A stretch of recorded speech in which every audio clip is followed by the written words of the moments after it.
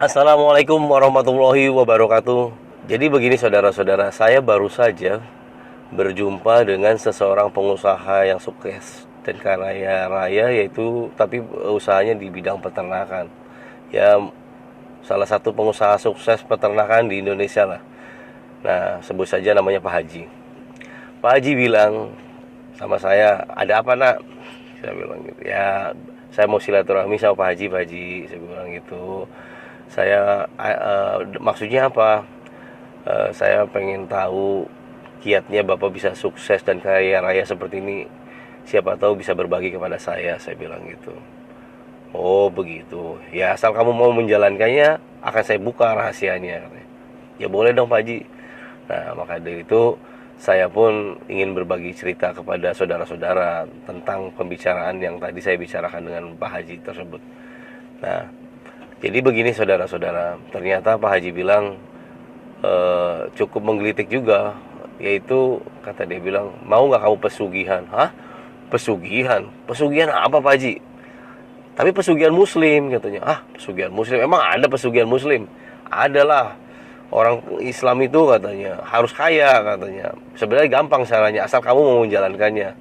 "Enggak dengan tumbal-tumbal Pak Haji." "Oh enggak," saya bilang, "enggak," kata dia bilang gitu.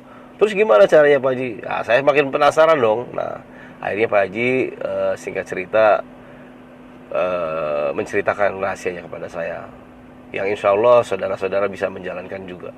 Jadi begini saudara-saudara, Pak Haji bilang diceritakan dimulai dari sebelum subuh. Jadi sebelum subuh kamu katanya harus datang ke masjid. Nah, lalu apa yang dilakukan? Di masjid kamu sholat tahajud, sholat hajat.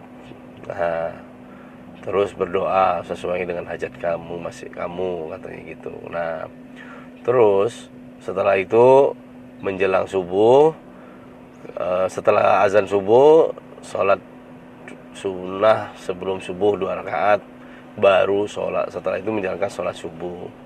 Setelah sholat subuh dan berdoa, umumnya ya seperti biasa. Nah, nanti diwajibkan, diharuskan membaca surat Yasin dan Waqiah sebanyak 3 kali. Nah habis gitu ya kita melakukan aktivitas lainnya lah, bekerja dan lain-lain. Nah tapi menjelang jam 10 atau kata Pak Haji ya sholat duha, itu dilakukan lagi sholat duha. Maksimalkan sholat duhanya yaitu 12 rakaat. Setelah sholat duha 12 rakaat, menjalankan sholat hajat 2 rakaat, baru berdoa. Syukur-syukur ada waktu membaca waqiah lagi 3 kali, katanya gitu, baru berdoa. Nah selanjutnya setelah menjelang sholat duhur, kita juga harus segera bergegas ke masjid lagi, mencari sholat masjid berjamaah. Nah, nanti sebelum sholat duhur itu harus sholat sunnah dulu 2 rakaat, lalu sholat duhur, lalu sholat sunnah lagi 2 rakaat.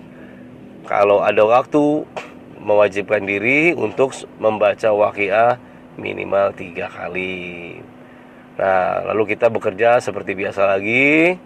Nah, waktunya asar, sebelum asar kita harus segera di masjid lagi untuk bergegas menjalankan sholat asar.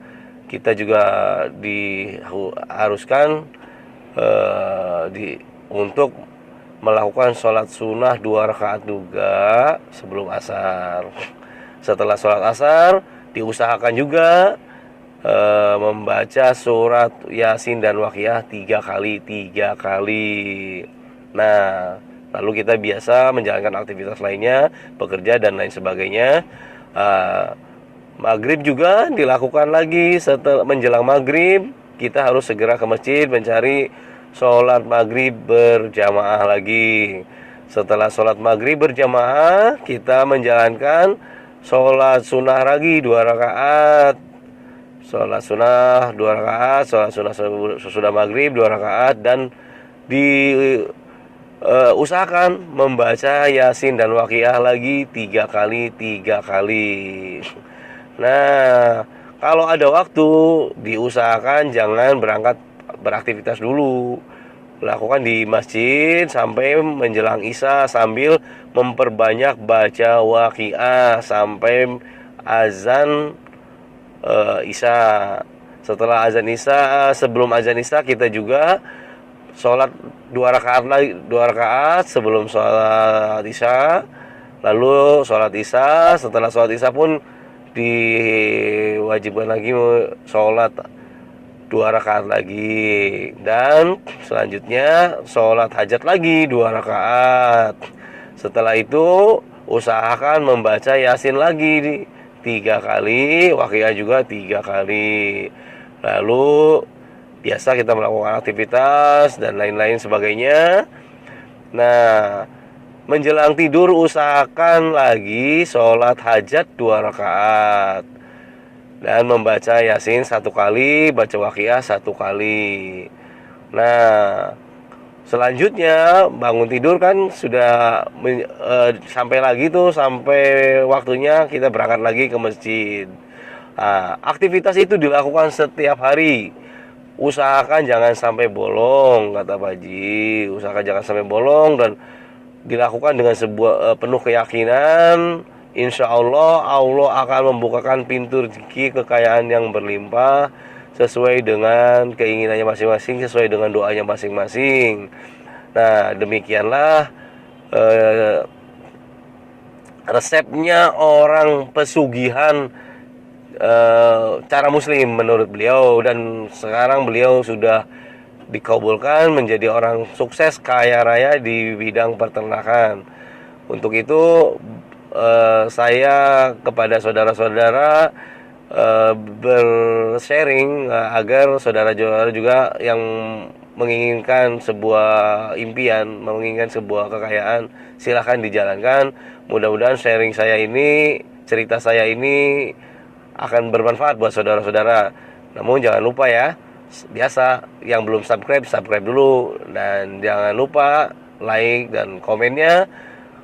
Oke, assalamualaikum warahmatullahi wabarakatuh.